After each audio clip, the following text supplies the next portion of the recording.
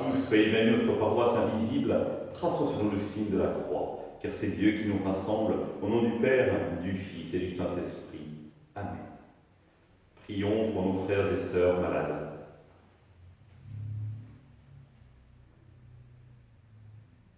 Prions pour tous les soignants et ceux qui œuvrent pour le bien commun.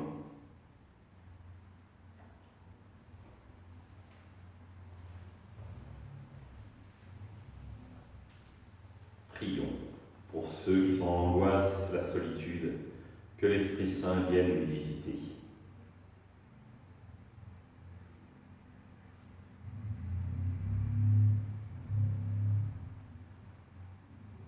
Pour manifester notre communion, je vais maintenant allumer cette bougie au cierge pascal.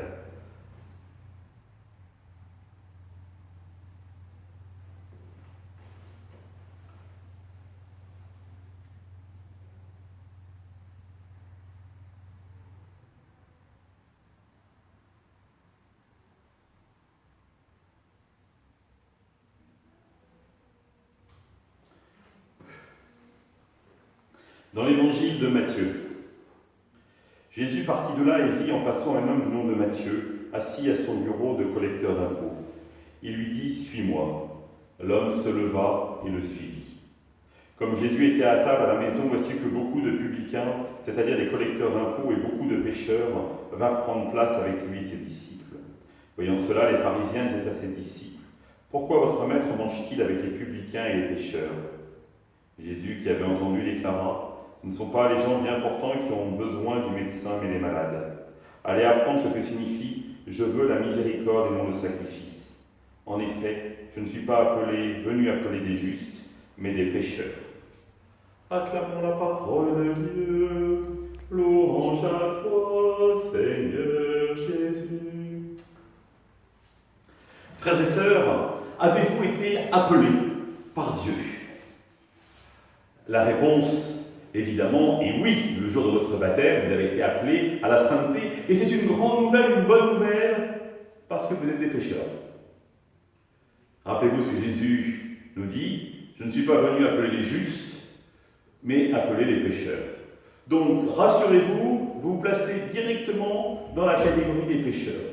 Et c'est une bonne nouvelle. Parce que le but de notre vie, c'est d'être des justes. Mais pas par nos propres mérites. D'être justifié par Dieu lui-même. D'être, vous voyez, je prends souvent être juste, quoi ? C'est comme deux pièces qui s'ajustent l'une à l'autre. Et être juste, finalement, c'est être ajusté pleinement à Dieu. Et seul Dieu peut nous ajuster à lui. En faisant le travail comme pour un ébéniste qui va ajuster deux pièces l'une à l'autre, en émondant ce qui peut dépasser, ce qui n'est pas juste. C'est ce qu'on appelle le péché. Et nous, finalement, c'est une bonne nouvelle, parce que nous reconnaissons finalement que nous sommes pécheurs, et si nous reconnaissons que nous sommes pécheurs, c'est-à-dire que nous reconnaissons que nous avons besoin de l'action de Dieu au cœur de notre vie, qui peut tout changer. Nous avons besoin de cet amour pour nous transformer véritablement. Et c'est ce qui arrive à Matthieu, à Lévi, dans son appel par Jésus. Il est collecteur d'impôts, il vit au milieu des pécheurs, et il perçoit l'appel de Dieu au cœur de sa vie. Et ce qui est intéressant, c'est qu'il n'y a pas d'hésitation.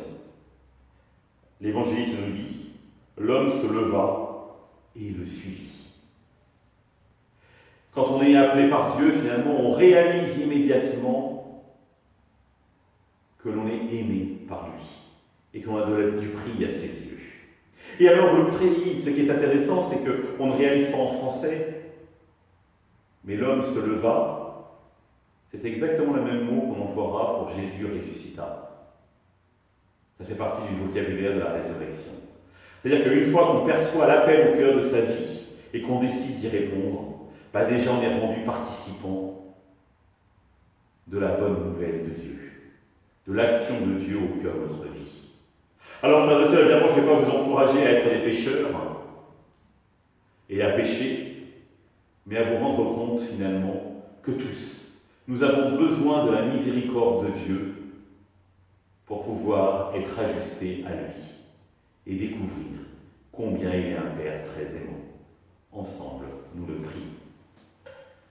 Notre Père, qui es aux cieux, que ton nom soit sanctifié, que ton règne vienne, que ta volonté soit faite sur la terre comme au ciel. Donne-nous aujourd'hui notre pain de ce jour.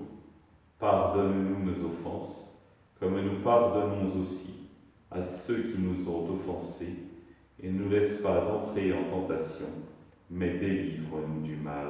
Amen. Et que le Seigneur nous bénisse, qu'il nous accompagne notre journée et nous garde dans la paix, au nom du Père, du Fils et du Saint-Esprit. Amen. À demain.